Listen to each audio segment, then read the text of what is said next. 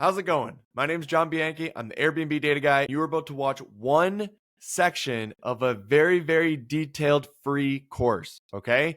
The section that you're going to go through is how to hunt for properties. Essentially, what this means is if you have gone through all the other sections in the course, you would then know what is the absolute best property for the market that you're looking to purchase in. And at this point, what you need to do is find the absolute best property within that market. And so you are hunting for that deal.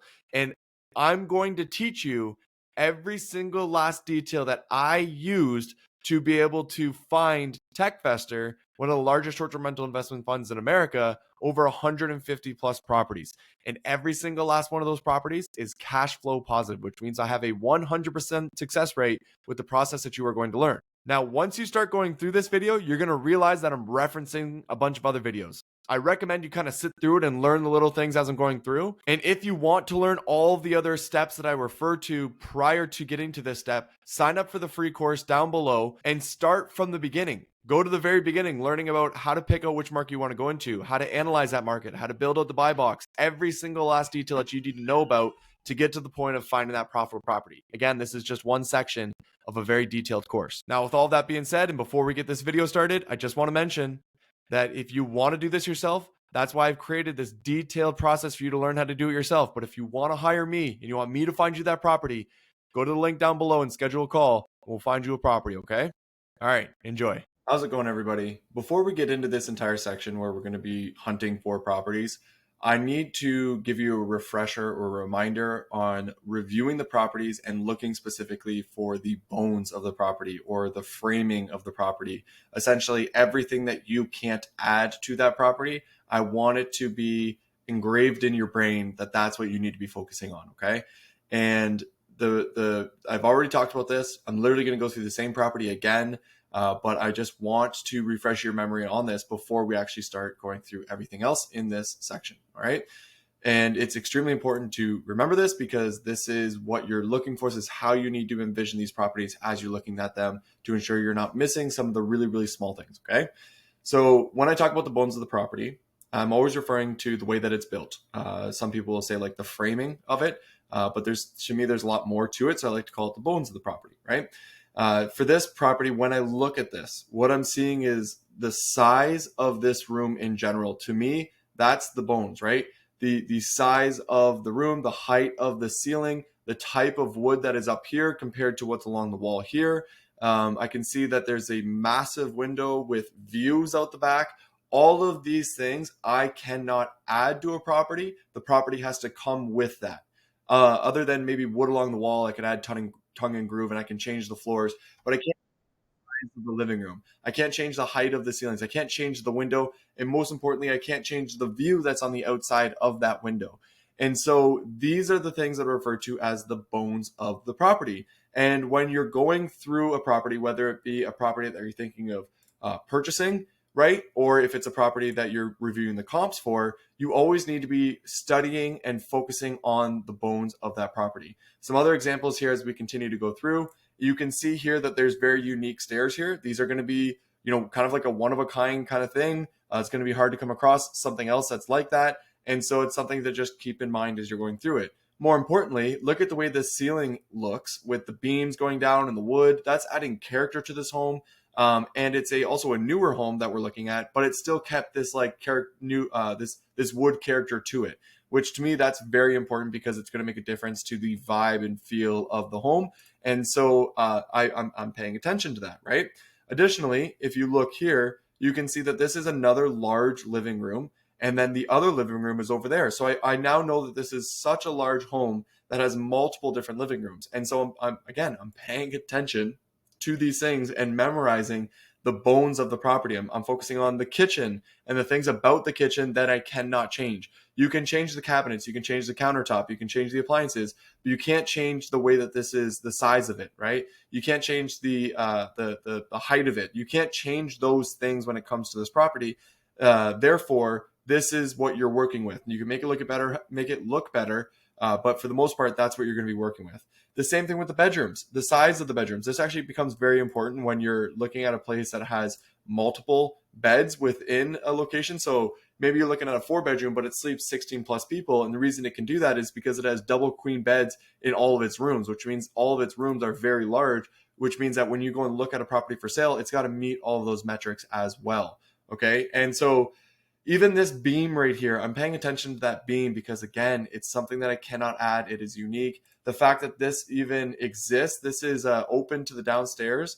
And so that is a unique feature of this home. Other things are going to be just like the way that it looks from the outside, right? So the fact that it has a garage is another thing I'm paying attention to. The patios, the views, without a doubt, are what like the most important thing to realize that you cannot do anything about that. And so that is a major part of the bones of the property. And then we have large patios here, large decks as well. It looks fairly large from the outside. It's fairly plain actually from the outside here, but we know that from the interior it looks great. And those are all the things, right? Like it has no backyard. I'm paying attention to that. The backyard could be considered the bones of the property, right? So again, I'm stressing all of this because I want it to be engraved in your brain that that's how you're looking at the property, and you're not looking at the properties going, this one has a pool table or a game room, or it has an arcade, or it's got red stools. Like all of those things can be changed and can be improved and can be updated. But if you don't have the space to put these stools in here, and you can't actually get enough people around a dining table, right? Let's say that your dining room is so small that you can only sit a 6-seater, but yet you have 12 people that you can sleep in the entire home. That's not going to be comparable to this home, which very clearly can sit. What do we have here? 8 plus another 6. We have 14 people that can sit and eat dinner all at the exact same time, right? Maybe not together, but that's something that I'm paying attention to. And so when it comes to looking at the properties that are for sale, and the reason why I've been stressing this is because all the properties that are going to come for sale are going to be empty, right? When you're looking at them, you're looking at empty rooms. You're looking at the homes, or if they do have things in them, you almost have to block those things out of your mind and think to yourself, like, what can this become? What size dining room can fit into this dining room? I see they have a 4-seater, but can I fit an 8-seater in that dining room? Is there enough space for that? What does the kitchen look like? What does the flooring look like? What is the size of this living room? What does it look like? Can I do something with this, right? I can see there's a little hole right here. Is that going to be advantageous for some way or not, right? Like tiny little things like that, you got to be paying attention to specifically to figure out if this property has the potential to do as well as when you just be reviewing, right? You can also see here that this has no views. It's got a smaller patio. Now, as you notice, I'm starting to compare it directly to the one that we were just reviewing, even though I already know this wouldn't be a very comparable property. But that's what essentially ends up happening is when you're reviewing all these properties, you are the bones of the property. You would be looking at a property that is for sale, and you're looking at the size of the living room, the size of the kitchen, the backyard, all these different things, and you're directly comparing it with the bones of the properties that are actually on Airbnb, right? And you have to, in other words, what I'm trying to say is you have to look past all of the interior design and the way it's put together. If it's put together well or bad or anything along those lines, you have to look past it and say, does this home have the same structure or bones as the comps that are for sale? And if the answer is yes, then you can go, can I make it and design it as nice as that home? And so that's the main thing that I want to get across. That last sentence that I just said there, I wish I said at the very beginning, okay? But that is the reality of what you need to be paying attention to as you're reviewing these homes. I feel like I've drilled in this point that I'm trying to get across enough, and that it's engraved in your brain. And the more that you do this, the more that you'll realize that you're paying attention to the bones and the structure of the property, and that you will then realize that as you're going back and forth. Okay. So just want to make a nice long video stressing that fact. So I hope you enjoy this, and we'll see you in the next one.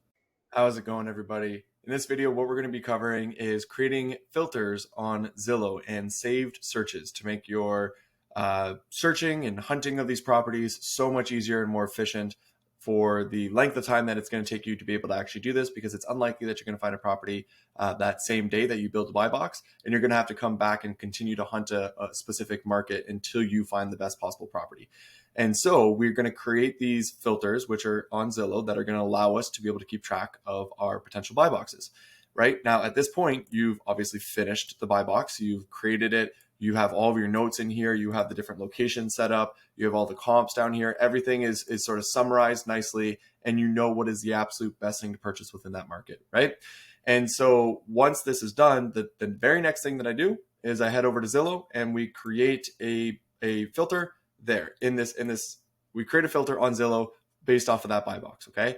And the place that I like to start is with creating the border around the Zillow filter based off of where all of the comps were. Now, obviously, when I was building the buy box, I had already built the boundary, but I actually didn't save it. I just took a screenshot of it. So now what I'm going to do is I'm going to redo that again. I'm going to base it off of where all of these comps are.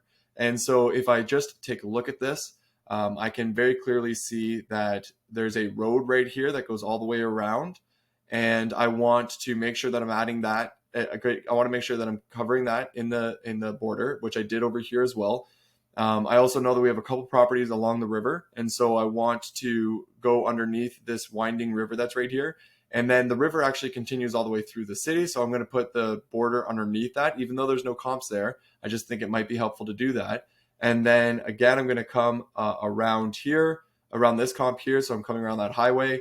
I can see this road goes all the way around. There's no comps there, but there is one up here. And so I'm going to grab still all the way up there just in case there's a home that kind of matches with everything there. And so as you realize, what I just did was I mentally visually figured out exactly where my boundary is going to go based off of my comps. And I used a lot of the roads as the borders for that and the rivers. Okay. So those are what I refer to as land borders, right? There's usually a difference between being on this side of the highway compared to this side of the highway, and same with the river as well. And so, you could obviously be within your My Maps setup and be able to see all those comps and get, move it around a little bit better to be able to see all the roads and figure out exactly where you want it to be and how you want to build this out. But just visually figure out exactly where you want your boundary to be.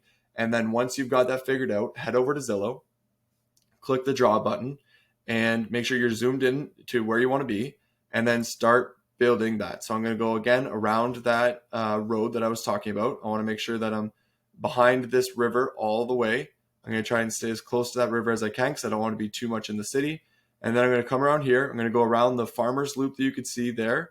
And I want to be up here because I know there's a property up there as well. And I'm going to come all the way back down over to here. And then that's going to become my border. And I'm going to click apply. So that's now this is your buy box, right? That's the box part. And now we're going to figure out the buy part, which is all the criteria of the actual buy box that we had put together. Okay. And so for Fairbanks, I know that I'm going to be creating multiple different saved searches because of the variety of different homes that are available within Fairbanks. Okay. So obviously the very first one here is a beautiful property that has beautiful views. It's not on the water or anything along those lines, but it has potential to make $144,000 a year. Now, this one specifically, I don't want to miss out on a potential opportunity for a home like this. It is a 5-bedroom, it's larger, and it is performing really well, right? So if something like this were to become on the market or is already on the market, I want to know about it because I know that it has a lot of potential to do really well. And so what I would do is I would first figure out my 20% rule. Okay. So, and the reason being is because that's the very first thing that we're going to be looking into here is figuring out the 20% rule. So if the property is $144,000 a year, right, or it's making $144,000 a year, then what we would do is we would go equals 144,123 divided by 0.2. And what that comes up with is $720,000 a year. Now, what that means, right, is that that's the maximum amount that I can pay for a property, and with it potentially making $144,000 a year to be able to hit the 20% rule. Now, mind you, what I'm going to explain right now is I've been stressing this 20% rule over and over and over and over again. However, when we're adding in our filter, we're not going to put 720. And the reason being is because sometimes properties, the price drops, or you're able to get it for less. You can put in a low ball offer and you might be able to get it. And so I don't want to miss out on any of those options. And so what I'm going to do is I'm going to change this to 800,000. It's going to be $80,000 higher than what I was expecting originally to do, but I'm still going to add it in there regardless, because again, maybe I can throw in a low ball offer and maybe I can get the property for $750, which is, only a $30,000 difference. And maybe it still ends up penciling because of that. And so when you are figuring out the number that you need to do based off of your comps, you want to increase it a little bit higher than the 20% rule, so that you're not missing out on any properties, which is pretty straightforward, right? Now, the next thing is asking me about the bedrooms and the bathrooms. And so because we're only focusing on this one property right now, I know that it's a 5-bedroom.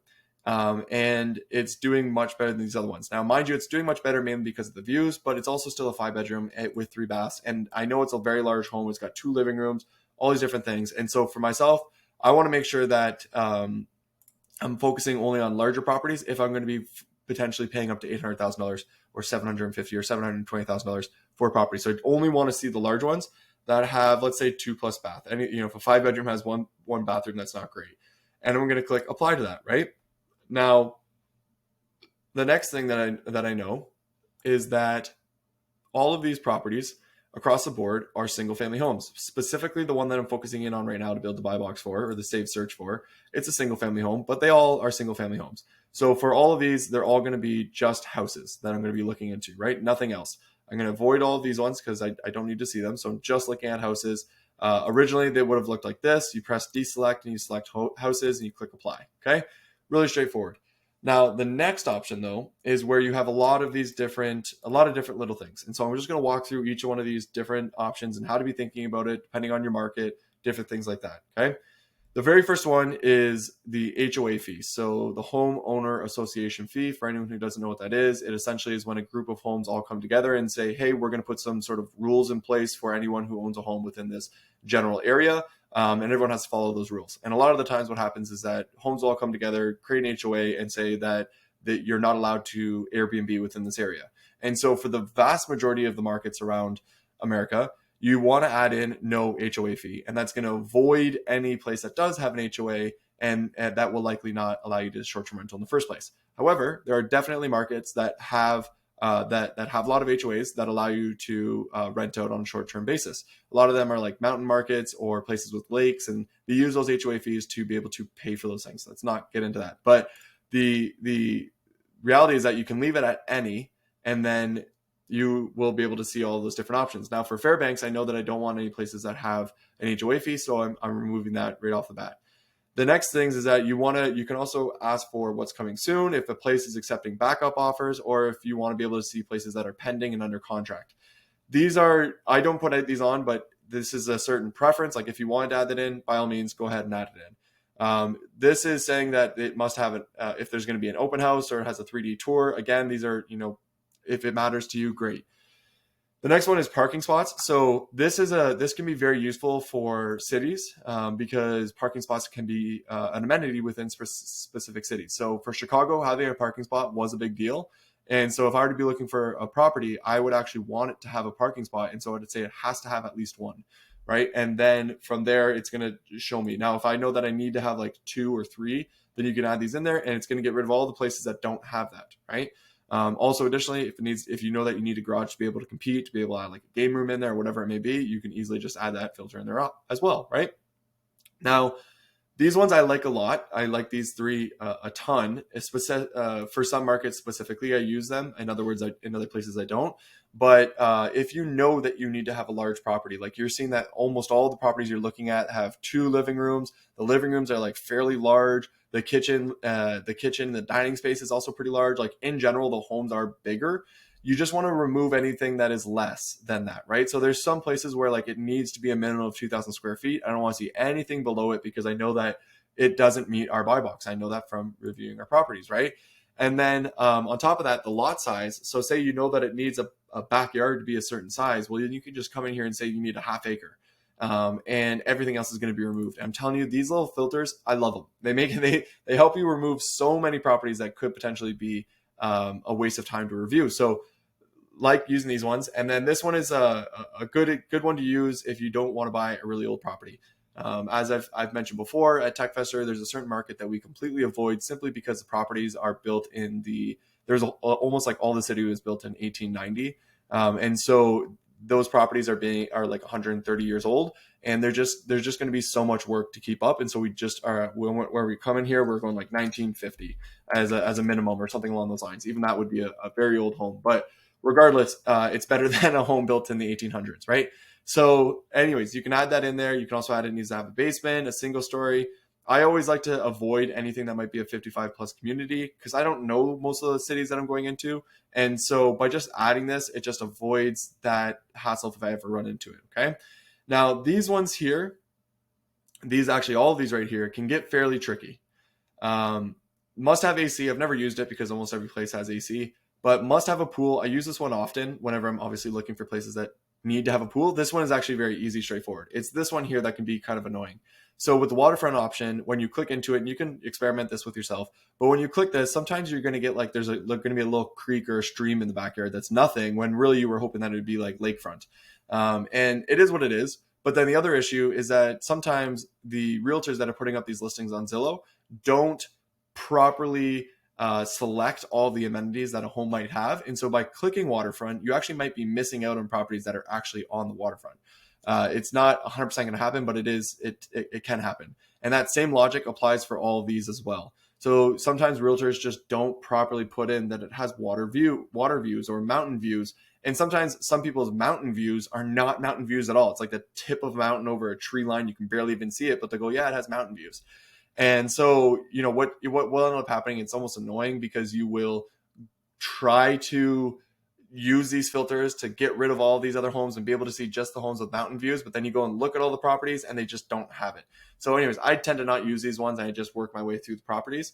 But I definitely use this one quite a bit as well. And then if you wanted to find a property that's been around for almost a full year and it's not selling, you can obviously add these filters in here. I'm just saying that, I'm walking you through all these different options because they're very helpful, especially in a very large market where you need to get rid of a lot of potential properties.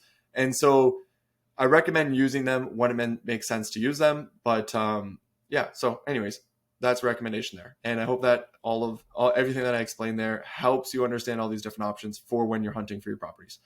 Once you've selected everything that matters, you're going to click apply. And once you've clicked apply, you're now on to the next step, which is saving your search. Okay. You've added everything in here that matters. You've created your boundaries, and now you're going to click save search. And what this is allowing you to do is to name the actual location of the market, name the search. So for this one, we're looking at Fairbanks. We're looking at 5-bed plus, and then it also has to be, it's also 800K as sort of the top line, right? So 5-bed plus with 800K. That's how I know what this filter is about. I know that it's in Fairbanks. And what you can do is you can ask to get emails instantly, daily, or never. And so if a property comes available that meets the requirements in this buy box, so if a new property comes online, you're going to receive an email instantly, daily, or if you just don't want to select it, I recommend doing the instant so that you can get updated with the properties as they come in.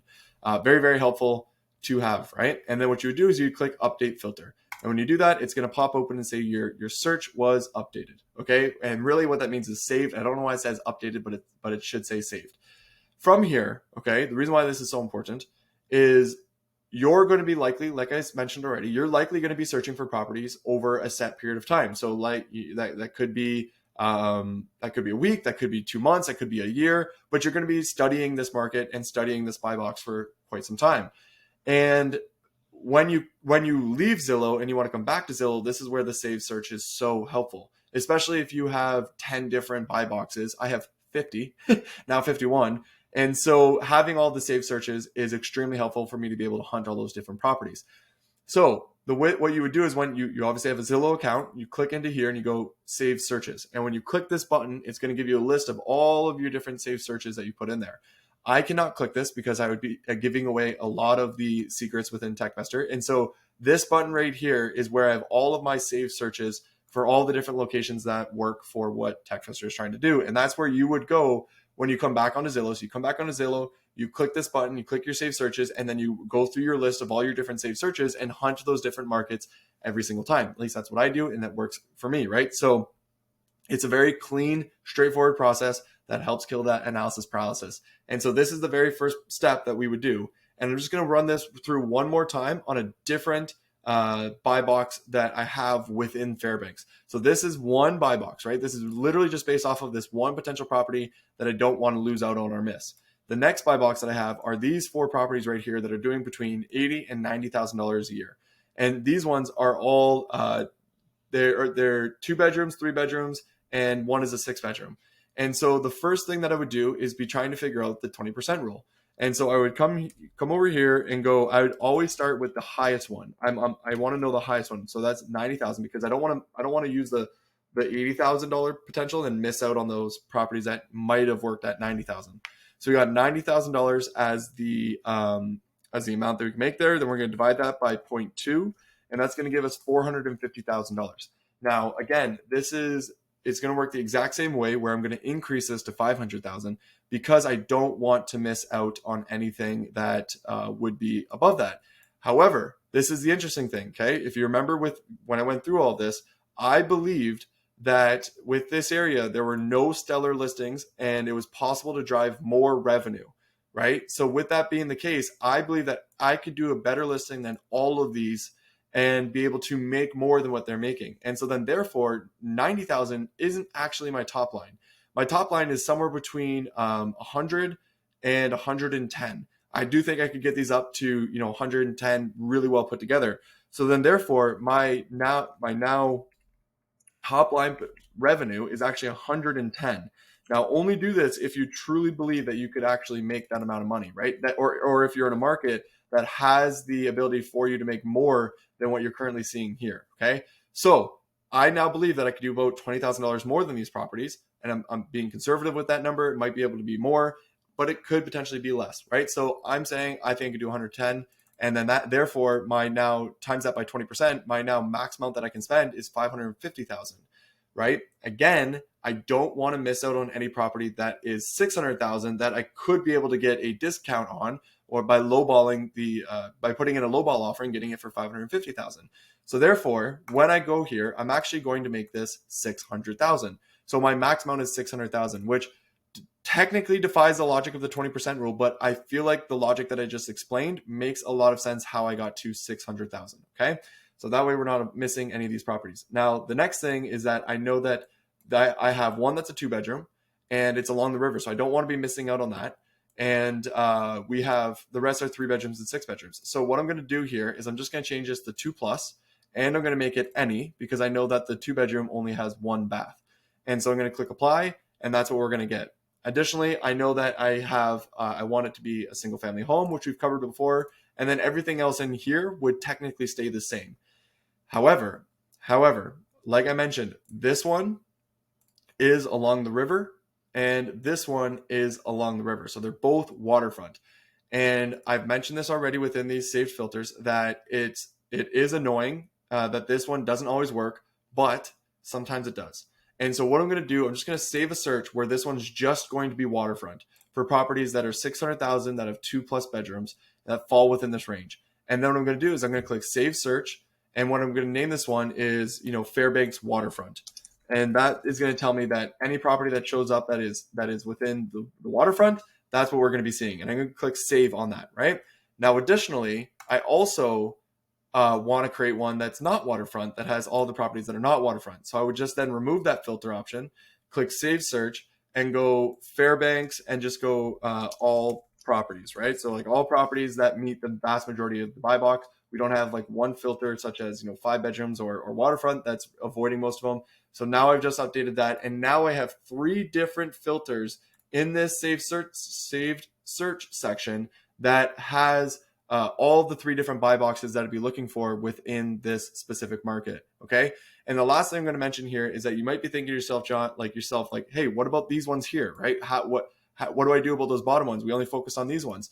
Well, the reality is that because this is, we focus in on these ones, the top lines of like the max amount that we could spend, the dollars here, the maximum that we could spend on a property was 600,000. The properties that would match up with these ones down here are still going to show up in our search. And so as we're reviewing our properties, some of these properties are going to match up with the ones that are making $80,000 to $90,000, but some will fall up and match with these ones. And as we go through, we just kind of figure out which one's which, and we're going to get into that within the next video. So all of this is to just show you how I go through creating filters on Zillow to make sure that I'm not missing out on any property that would be coming up. And this is going to make everything so much more efficient. You can search for an entire market all day, then jump to the next market, then jump to the next market, then jump to the next market, and it's so efficient. Like I said, I've got a lot of saved filters in there, and it makes it very easy for me to find everything that I'm looking for, and not have to constantly wonder if the properties I'm looking at are meeting my buy box criteria or not. So Zillow's saved features, saved searches is honestly one of the best features on Zillow. So very, very happy about it. And I want to make sure that you understood it through and through, and that everything, you could set up everything yourself exactly how it needed to be set up. So hope that was helpful. Let's move on to the next video. How's it going, everybody? This is the moment you've all been waiting for. This is the thing that you guys have been working so hard to get to. And if you have gotten here, congratulations. I appreciate you. I appreciate you going through the process and all the work that it takes. But we are finally at the most fun part out of the entire process, which is actually starting to review the properties that are for sale and seeing if we think they have the potential to actually be profitable. To me, I think this is like the most fun part. I call it hunting, because you're just navigating all these different properties to try and see which one's going to be the absolute best one to purchase, which one has, some competitive advantage, whatever it may be. This to me is like where the most fun happens, at least one of the most fun things. And so all of your hard work is coming together at this point, and we are now hunting for properties. You can use Zillow, you can use whatever other place you want. I'm using Zillow for this specific example, okay? You would have created your saved filter option here, and you would have selected one of those saved filter options to be actually be able to start reviewing the properties that are showing up on the right-hand side that meet the vast majority of your buy box criteria. Now, keep in mind, it doesn't meet all these homes here. Just because they met these different filters does not mean that they 100% meet your entire buy box and that you could buy all 54 options that are showing up here. That is not the case whatsoever, and I think you fully understand that. But what I'm going to be teaching you in this video is simply how to go through these systematically and making sure you're not missing anything while you're reviewing these to ensure that you're getting the best possible property that you could possibly get while you're going through. Now, honestly, I think it's best to review it on the right-hand side and just go property to property to property, open it up, take a look at it, see what the price point is, what the interior looks like, and I'm going to walk you through the process that I walk through when I'm going through this to ensure that I'm not missing anything. Now, to also speed this up and make sure that it is a very efficient video for you, I did go through some properties earlier, and I'm going to review those specific properties that is obviously going to be out of order in comparison to what it's showing up now. But for some reason, it's just putting the properties in a different order. Now, this was one of the first properties that I went through, and I'm reviewing, and the way that I'm going to go through this, I want you to pay attention to each section of the house that I'm reviewing it and how I'm reviewing it, okay? Now, the first thing that I'm going to look for is the actual price here. What is the purchase price of this home? It's $489,000. That's almost $500,000. The 20% rule tells us that we have to make about $100,000 a year from this home.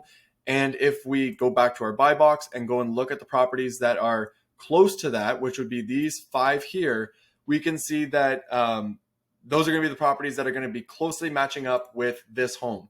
And so while I'm reviewing this home, I need to be paying attention to these comps and these comps only as my potential comparable properties to this one to figure out if it meets the 20% rule or not, okay?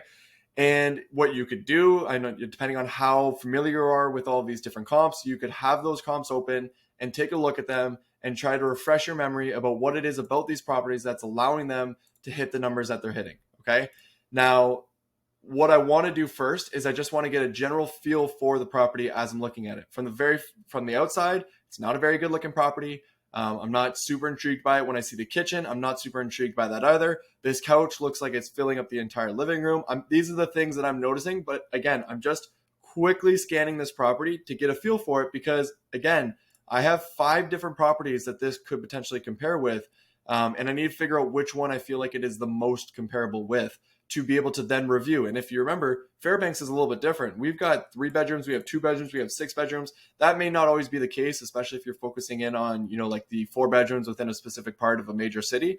But for this scenario, I've got a variety of different properties that are all making around the same amount, and I need to figure out which one this one compares with the most. And so that's why by reviewing the property as a whole, it's getting me to that point. So I can see we have a second living room, we have a garage, I see we have a backyard, and when I actually notice this, we're slightly on the water here. I can see there's obviously a chain link fence here. We've got neighbors very, very close. But when I see this water, what I instantly think of is the fact that we have this property here that's along the water and also this property that's along the water.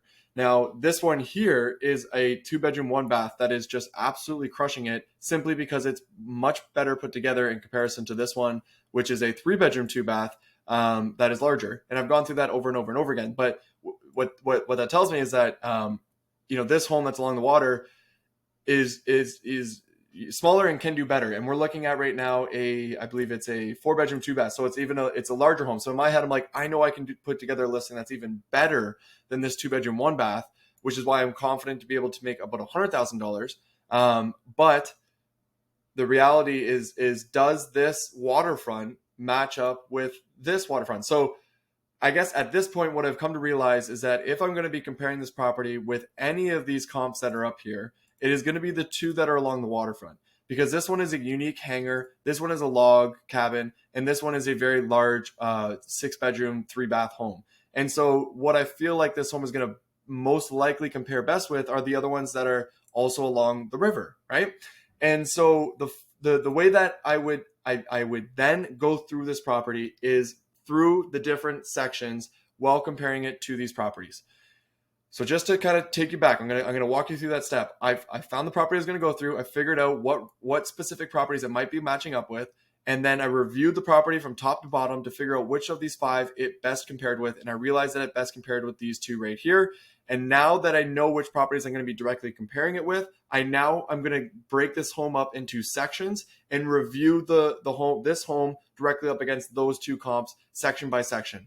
And those 3 sections are going to be the interior is one of them, the backyard, so the exterior is the other one, then the anything special about the property, so such as views. In this case, it's waterfront. This waterfront compared to their waterfront, how do they match up? And then the last thing would be location. So where is this one located compared to where they're located, right? And those are the things that I'm going to be paying attention to as I go through this. Now, the waterfront being the most important one, because I know that the waterfront is what's driving the revenue for this one and also this one. And so if it can't match up with the waterfront, then I don't think it's going to be a very comparable property regardless, right? That's kind of how I think about it. That would be the same idea if it were to be views or if it were to be a pool or anything along those lines, right? So when I see this waterfront, the first thing I think of is, can you swim in this waterfront? I also noticed that there's the chain link fence, and I think to myself, well, I know the other 2 properties didn't have a chain link fence, but if I bought this property, could I remove that chain link fence? And if I did, would it then be similar to them? Now, when you see this property, what you'll notice is that if we go to the exterior and we take a look at it, there's another home over here that has a chain link fence, so it's not all that crazy for that to happen. Additionally, this looks like almost like a beachfront, but the reality is that it's pretty flat here and then it drops off. There's some other photos that kind of show this off a little bit better. So here's an example here. You can see it's flat there, then it drops off. So this isn't really like a beachfront that this person has. And then on top of it, I actually don't know if this waterfront is somewhere that people can actually like go in and enjoy. So at first glance, I think to myself, if I just remove the chain link fence and clean up all this brush that's down here, does it become comparable, right? And then I go and look at the next property, and when you see the next property, it kind of gives the same feeling where this one, it's not beachfront by any means. There's a little bit of step that goes down there. So I want to get a closer look at that step. Obviously, I would have reviewed this property a couple times already, so I know that there's a step down there. And it looks like you can go into this water, and it kind of looks nice. And the water, the river's wider and different things like that. So the reality is, though, I don't have enough local knowledge of this place for me to know that this water here is swimmable, or if all these properties here, if people actually enjoy this water, like go into the water. And so what I would need to do to really know if this is 100% comparable is I would need to talk to somebody local, right? I need to talk to a realtor. We'll get into that. We'll talk about that in some of the other videos. But I'm kind of stumped when it comes to this. So to me, when I see this, I go, you know what? It might be the same if I removed the fence and did a couple different things and made it whatever, blah, blah, blah. It is still waterfront, so maybe there's some sort of potential to bring it to the same level. And I can also see this has a nice deck with a hot tub, and the water is right there, which would be very, very comparable to the very first photo that you can see here, right? You got the hot tub on the deck and looking out at the water. So I'm thinking to myself, okay, well, maybe it matches up, right? I'm not 100% confident, but maybe. And so for that first step, which would be the special thing about the home, I'm on the edge. Okay, so I can't say yes officially or no officially because of that. And then when I look at the backyard, I can see that the backyard is very comparable to the other properties. For the most part, this one has a fairly, it's actually a little bit more secluded, this one. It has a nice large yard that you can see right there. And then this one here is actually fairly close to its neighbors. So at the same time, it's kind of comparable when you were to be looking at that. So again, The backyard doesn't make me say yes officially or no officially to this property. And so that's we've fished off with the one thing special about the property. Now we've fished off with the backyard and comparing it directly back and forth. And the next thing I'm going to do is then get into the interior, right? And so I'm going to start from the top of the top of this home. I can see the kitchen itself is fairly dated. And again, this is a very tight living room, mainly just due to the size of this couch. So if I were to open it up and take a little bit closer look, I could probably feel like I could get maybe a slightly smaller couch in here and it might work a little bit better. But what I'm going to be doing is just taking a look at the interior of these homes. Okay. Again, it's always just, you're going back and forth. You're comparing one by one over and over and over again. First thing I noticed is that this living room is not that large either. So it actually just has a single couch and a couple of chairs. And so for the most part, it's fairly close at first glance.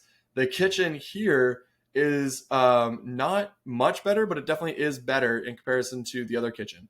So these are slightly newer. We got a bunch of stainless steel. We can change the stainless steel, so that's not what matters. What matters is the actual the size and the cabinets. So these are older, but we could definitely paint them. Probably have to change the countertop. All that's definitely possible. So it's more so just the size of it, right? Now I know that I'd actually need to put some work into the kitchen. So I'm now thinking about the budget that I'd have to put into this property to get it to that point. And then with this one here, this kitchen's actually a bit newer, as you can see. But again, it's not like super high quality by any means. And the size of it is really, again, what I care about. So the kitchen itself is fairly comparable. I would see what I can also see with this property that I need to probably change out the floor, probably change out, do something about the walls. Like I'd have to put some money into this property, I guess is what I'm trying to get across. So like even the bathrooms here, that's extremely dated. I don't even need to go through the other bathrooms to know that that's very dated. I don't think this is giving off a cabin feel, and nor should it, because this isn't a cabin.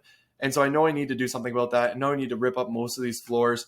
And so I guess what I got to with this property after reviewing it, reviewing the interior, reviewing the backyard, viewing the unique thing about it, what I realized with that was that this property was almost at, the max amount that I could spend, which is going to be about $500,000. But I'm going to need to put quite a bit of work into this property just to get it to the level that it needs to be to. And that means that that's going to increase this by another $50,000, potential $1,000. I don't know. I'm just throwing that number out there. Don't quote me on that number, right? All I know is I need to put quite a bit of work into this property to be able to get it to that point. And that's going to increase the amount of revenue that I need to make from this property to be able to move forward with it. And so after reviewing everything about this, it's actually the interior of this property that is making me not want to potentially deep dive this property and potentially move forward with it more than anything. I'm very cautious of the fact that it's got really close neighbors with chain link fences as well. So I guess at this point, what I'm saying is that the backyard, the special part, I'm on the edge about. The backyard technically works, but then again, we're very, very close to our neighbors, which is different from the other ones. So it technically works as well. So we got two technicallys. Then when I get to the interior, I can see that there's so much more money that I need to put into this home to get it to that actual level, which means now I've just increased the total amount of cash into this property, which means I have to do even better on this property on a revenue standpoint to be able to make this one work. And then the last thing that I would check is obviously the location. You could be the last thing, first thing, whatever you want to do. Obviously, we can see it's along the river, and I can see it's within the section here where there's actually not a lot of other properties, and both those other properties are going to be over here. You obviously would want to have your My Maps open to be able to see that, and that's the one property right there, and that's the other property right there. So I'm not going to get into it to save some time, but they're both on this side of the highway, which, as I've mentioned many times, the highway can act as land borders, but I did want to see if there's any properties along this river, and this is one of those properties along the river. And again, I'm not sold. I don't love the fact that it's not meeting most of my requirements, or it's not blowing me away, or I don't see any competitive advantage. And then on top of that, the location is a little iffy as well, and it's priced a little bit higher. So everything about this property is saying to me that I probably would never move forward with it, and that I should just look for another potential property that I would want to look for. Okay. And so what I would not do is not click the save button. Okay. It's just pretty straightforward. Don't click the save button, because you don't want to refer back to this property when the time comes. You've reviewed it. It is what it is. You're done with it. Exit it off. Right. Now, from here, what you would then want to do is go to the next property, right? And this is the entire process. Everything I just explained to you about how to review that property is exactly what you would do with every single one of these properties as you continue to go through. You're just following a very, very similar process. I'm going to do it again on another property so you can get another feel for what it's like to be able to go through this and hunt down a property. Now, before I do that, I just thought of something that I actually should have done earlier, because it's going to make your life so much easier when you do this, is you should be clicking here and go always use the filter option of newest. And the reason being is because let's say you go through all 54 of these properties and not one of them works out for you. And I've been in markets where I've gone through, I have a buy box, it all makes sense, and I go through a whole bunch of properties and none of them work out, right? However, I know that properties within that area have sold before that did work out, and so it's just a matter of waiting for that right property to show up. Well, if you have this saved filter and you come back here every single time and you're using the homes for you option, it's going to be in a different order every single time that you come in here. And so to make your life easier, you're going to go over here and click newest, and it's just going to show you the newest properties that are popping up on the market every single time that you come in here. And so then you're really just reviewing the next, like the couple that are showing up right there, right? So pretty straightforward. You probably would have figured that one out yourself, but I just thought of it and I want to make sure I explain that. Now, the next property I'm going to go through is, once again, another property that I've already reviewed, but I want to really get into this one. So with this property here, this was just another option, and I clicked into it and I followed the exact same process that I would have followed beforehand, right? So the very first thing we're doing is we're looking to see how much is this property for sale. And it's $216,000. And so I do a quick calculation here to figure out exactly what my 20% rule will work out to. And I go 216,000, and then we're going to divide that by 0.2, and that works out to, we actually want to times it. So when you have that number, you want to times it by 0.2, and then it's going to tell you what 20% of that is, which works out to $48,000 or $43,200. Now, if you've been paying attention and if you've been following along, you know that with a property that is $200,000, you have to do more than the 20% rule for it to properly cash flow, because you have set expenses regardless of the size of the actual home, right? A 10-bedroom home pays the exact same for Netflix that you do with your 1-bedroom home, okay? And so with a smaller property, it's got to be a little bit closer to that 30% rule. And so then therefore, I would be needing to make $64,000 a year from this property. And as you know, we have a couple of comps down here that are doing 55 and 65, right? So this is going to be the one that's making 55. It's a log cabin. That's comparable. And then we have this one here, which is not a log cabin. It's a regular home. I'm just showing you quickly, like I'm thinking to myself, okay, what properties here are going to be my most comparable, right? That's the process. We figure out the price, and then we figure out, we then take a quick look at the listing, and then we figure out what comps match up best. So first, let's take a quick look at the listing. So I would review everything about it. We can see it's a cabin. We can see that it's got a good piece of land here. The interesting thing that we're going to see right away is that it's got a A-frame studio and another A-frame studio as well. So we have these two studios that come along with the home, and that's additional to the 2-bedroom, 1-bath. So this main cabin is a 2-bedroom, 1-bath, and then we have 2 additional units. So this is, to me, already super intriguing, because I was just basing the ability for this to be cash flow positive off of this single home, right? If this home here is making $55,000 a year and it's a 2-bedroom, 1-bath cabin, as you can see, then when I look at this, I go, okay, well, that's a 2-bedroom, 1-bath cabin. I know I can do better than this $55,000 one, which means I might be able to hit the $64,000 a year that I'm trying to make with this property. Like, could I make $10,000 more than this property? Most likely, right? And so when I see this, I'm intrigued. And when I see these additional units, I'm super intrigued. And I even read through this as well, and it said that both of these are on Airbnb already. And just based off of the way they looked, I guarantee you I can improve them much better than whatever revenue that they're currently making on Airbnb. So now we've just gone from a 2-bedroom that would have had the potential to be a profitable property to purchase in the first place, and 2 more additional streams of revenue from this, right? Again, what we're going to do is just review the property itself to try and see exactly what comps this best matches up with.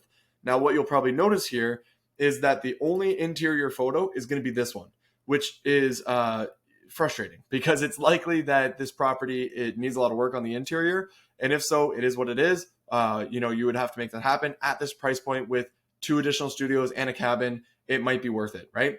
And this is where you would obviously reach out to your realtor to ask for a video walkthrough or walk the property yourself if you live in Fairbanks and actually go and take a look at the interior to figure out how much work it actually needs. Okay. For this scenario, we're going to assume probably needs some work, but what I'm picking up from looking at this photo, which is the only interior photo, I can see the floor looks decent. And then we have actual true wood on the inside, which is now telling me that we have a lot of character with this property on the interior as well. One thing that I also noticed is if you look at the front porch that they have here, the wood that is up here is not cheap wood. I mean, it's cheap wood, but it's not like the cheapest possible wood that you can get. We have character all along here as well. So all of these things are pointing to be positives. And then obviously I can't see the interior of this home, but I'm assuming that it's a studio. It's obviously very small, probably not much to it, but regardless, it's a very unique looking listing that is most likely secluded within this area. Okay. So all of these things to me are very intriguing, very, very, very, very intriguing. And again, now I know what the property looks like. So at this point, now what I'm going to do is try and figure out which one do I think it best matches up with. And the reality is that when I built my buy box, okay, this might happen to you as well. When I built my buy box, I only focused on 2 bedrooms or larger. And now I'm all of a sudden, I have one that's a 2-bedroom, but I have 2 that are studios. And so this is going to happen to you as well, where you're hunting for properties. You might come across a property that has an ADU, and you have to then figure out, what could that potentially work out to be? And so that's why I wanted to use this as an example, because yes, the process that I'd be following for the main cabin is the exact same. What does this look like? How does the exterior, interior, something special about it, and the location match up with the comps that are up here, making the certain amount that I think that they could make, right? And how well do these properties compare? And so that's the first thing that I would follow.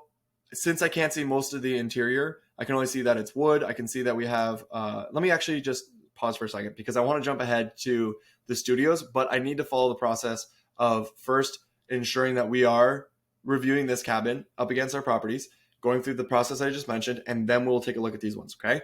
And so again, outside. So I've got this log cabin and I have this log cabin that are both, in my opinion, likely comparable, and with this one being the most comparable. So I'm just going to say as focused as I can on this one and try and figure it out. So obviously it's a log cabin. The other one's a log cabin as well.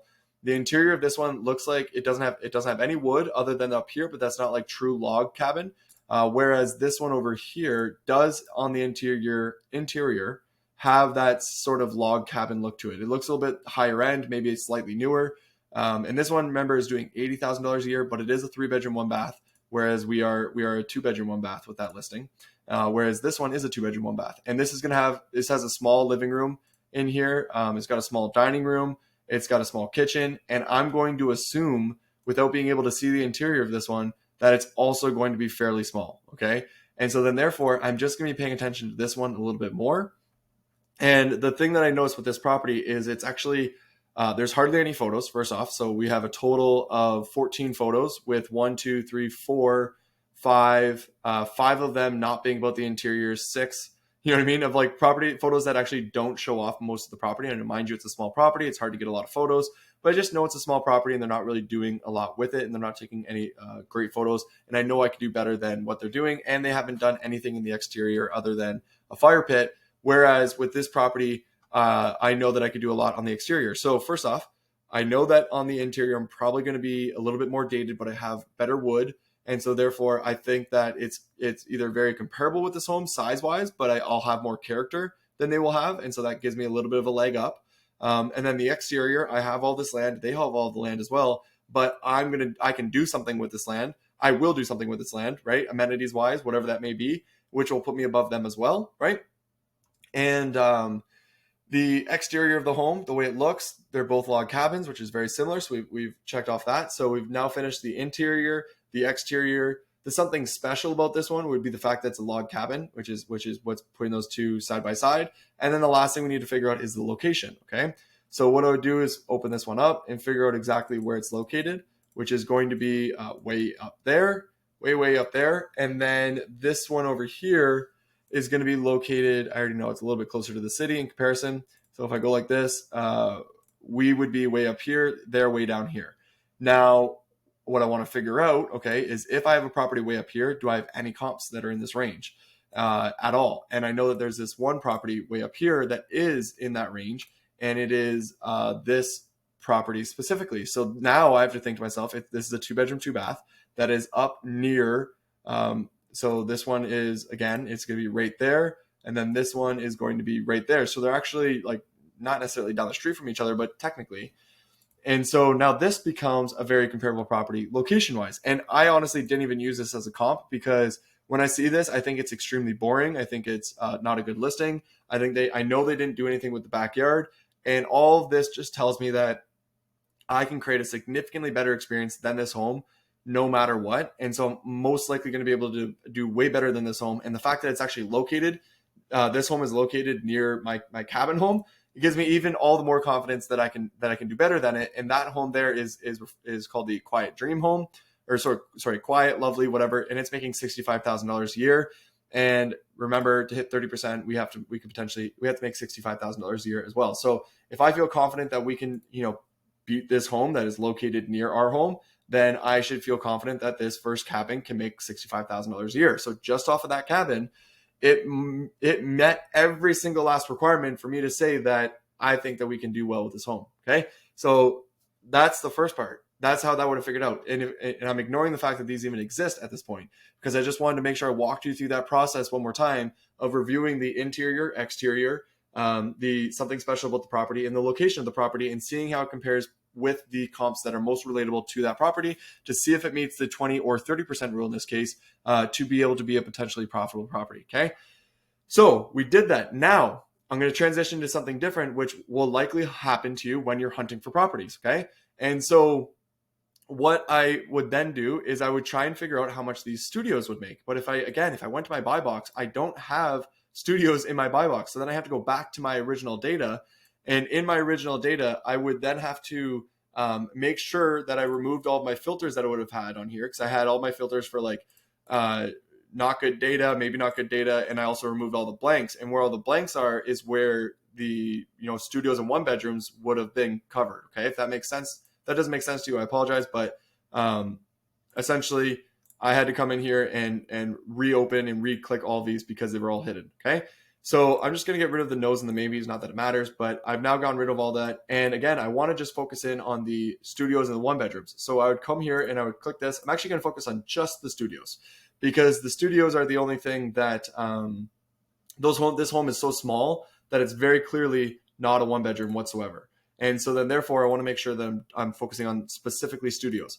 And so I'm going to come here and I cleared all of it, everything. I click the studio. And when I do that, it then pops open all of these comps that I would then go through and review all of the, make sure that they're all good data. And then I would make notes on them and try to figure out what I believed that these cabins could potentially make. And as an example for, something exciting with this is that this one here, I have vetted already, and it is a property that, has good data. If you were to go through this, it has really, really good data. It is a studio that sleeps 2 people. It's really well put together listing, which I love because that's what I do, right? And it's a small listing. They've got a nice tiny little wood barrel hot tub there, which is perfect for this type of environment. They're focusing on the outdoors a lot, the way that it looks. They have a little bit of a deck right there. Again, we can do stuff to the property to get it to this same level. You can see all these great photos that they've taken of the property. Again, the deck here is great. So that'd be telling me I need to add a deck. I can see they have an outhouse with an outdoor shower. So both of those things then tell me that, I can add those things to the property. The property doesn't need to have plumbing and an indoor toilet to be able to hit these numbers. And so everything about this property is just saying like, hey, there's a potential for you to do $74,000 a year with a studio if you do it properly. And the interior is not even that great. It might be a little bit bigger than ours, but it also doesn't have any charm to it or like good design to it or anything along those lines. So everything about this property makes me go, maybe I could do $74,000 with these 2 homes here. But the reality is, let's take that down and say, okay, hypothetically, what is everybody else doing? Because if you actually look at the data, you can see that some people are making 75, and then we have a good grouping around that $25,000 to $30,000 range. And so knowing that I would probably do really well, if I opened up all these, you would see they're not very good listings. Knowing that I do fairly well, I'd probably say conservatively that I could make around $30,000 to $50,000 per A-frame. Okay. Which means like let's call it 40,000. Let's call it another 40,000. And we already know this one could potentially do 65,000. So now we have the grand total of how much this entire estate could actually make on Airbnb. And if we go back to doing our analysis here, I only needed to make 64,000, but now I have one cabin that can make 40,000. I have, which I'm going to plus, another A-frame that can make 40,000, and then a cabin. I apologize, this is the first one was a cabin, but this one is also, the last one is a cabin. And I have the total to make $145,000 a year, right? The price to rent ratio on that for the $216,000 cabin works out to be, I think we're going to go this, divided by that, works out to be, put that as a percentage, a 67% price to rent ratio, which is insane, right? We're looking for 20% on average. We just found a 67% while I was building out this entire analysis. I did not plan for this. This just kind of happened as I was going through it. And this one has the potential to make 67,000. And that's only if these make 40,000. This one only makes 65, right? There is the potential to do even more than that. And so when I see this property, right, I think to myself, well, I don't know what the interior looks like. However, even if it needs $100,000 worth of work to bring this property to where it needs to be, it's probably still worth the investment, right? So at this point, I would have seen this and I'd go, you know what? I'm 100% saving this property. It's going to be a part of my list of properties that I will deep dive. I will go through a property valuation and underwrite this and contact a realtor and all of those different things when it comes to this specific property. And so it is now saved. Okay. And when you save a property, you can, within your options here, you can go to all of your saved homes and you can then go and review all the different ones that you've saved to be able to refer to them very quickly. Now, I've gone through 2 properties within the past 31 minutes and breaking this down for you. Naturally, you can go quicker than this. I promise you as you do this. I'm just explaining every single last little detail as we get through so that you know exactly what to do. And I'm very purposely repeating myself with what I'm saying so that the process of what I'm explaining is engraved in your brain. Now, again, I've gone through 2. We just came across one that was obviously a beautiful property. I should be calling a realtor right now and trying to figure out how to make this a property that I own that I can turn into an Airbnb, right? However, most of the time it's not going to be that easy, or it's not going to look that amazing. And a lot of the times you're going to kind of be on the edge where you think the property can make it, but you're not 100%, and you're going back and forth with it. And so what will end up happening naturally is that you're going to have some properties that will be saved and some properties that will not. And then you just keep going and keep going and keep going. And this is the hunting part, right? Where you're literally you're thinking like, I think this one could work, and so I'm going to save it, right? I think this one can work, and so I'm going to save it. And you're saving all these properties as you continue to go through.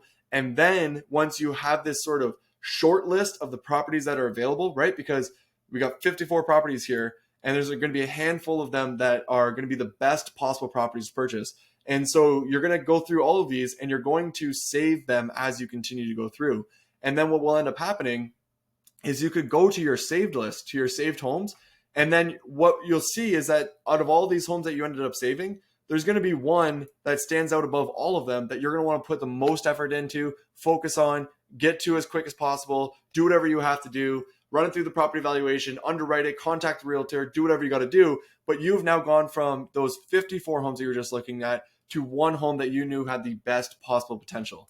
And if you realize this, if we remove this boundary, if we remove these filters, if we remove all of these things that we've been adding into here, the amount of properties that were originally for sale when we actually first got here would have been, 313 properties that you would have to look through in all of Fairbanks. And if you did not follow the process that I just explained to you to go all the way through, create that buy box, create the Zillow filters, go through each one of these listings to end up at that one special property that had the most potential, you would have to go through 313 properties, which would be a crazy amount of properties to go through. And it's so hard to know which one's actually going to work on, which one's not. And so that's why, following this process helps alleviate analysis paralysis and gets you to that end stage where it becomes very clear which home has the most potential that you're going to use to be able to move forward into that next step. So with all that being said, this is the process of hunting for properties.